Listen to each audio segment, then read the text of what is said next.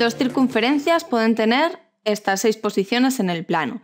Vamos a ir viendo una por una dependiendo de la distancia entre sus centros y la longitud de sus radios. El primer caso que tenemos es que las circunferencias son exteriores. Como veis, no tienen nada, ni puntos en común, ni una está dentro de la otra. Aquí, como veis, la distancia entre los centros es mayor que la suma de los radios. Luego, cuando pasa eso, son exteriores. El segundo caso. Ahora son exteriores, pero se cortan en un punto. Luego se dice que son tangentes exteriores.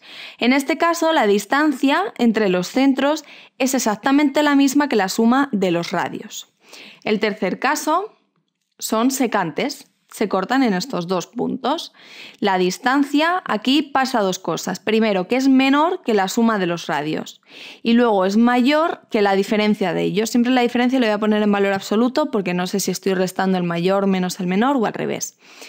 Entonces, tiene que pasar estas dos cosas. Si pasan, es que son secantes. Ahora vamos a la siguiente fila. La primera son interiores. No se cortan, no se cortan en ningún punto, pero una está dentro de la otra. Luego son interiores. Y ahora aquí pasa un poco lo contrario que cuando eran exteriores, y es que la distancia entre los dos centros es menor que la diferencia de sus radios. El penúltimo caso son tangentes, también igual que el caso anterior, el caso de arriba, pero ahora son interiores, ya que una está dentro de la otra. Aquí la diferencia entre sus centros es exactamente la diferencia de sus radios. Y por último, se dice que las circunferencias son concéntricas, es decir, una está dentro de la otra, pero comparten el centro. Luego la distancia entre sus centros es 0, obviamente, ya que es el mismo.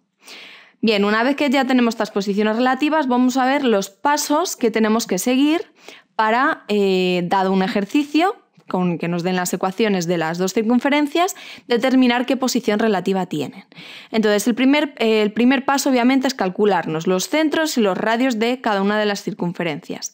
El segundo paso, como vemos, tenemos que calcular esa distancia entre los centros y o bien la suma de los radios o bien la diferencia. Luego nos calculamos estos tres elementos.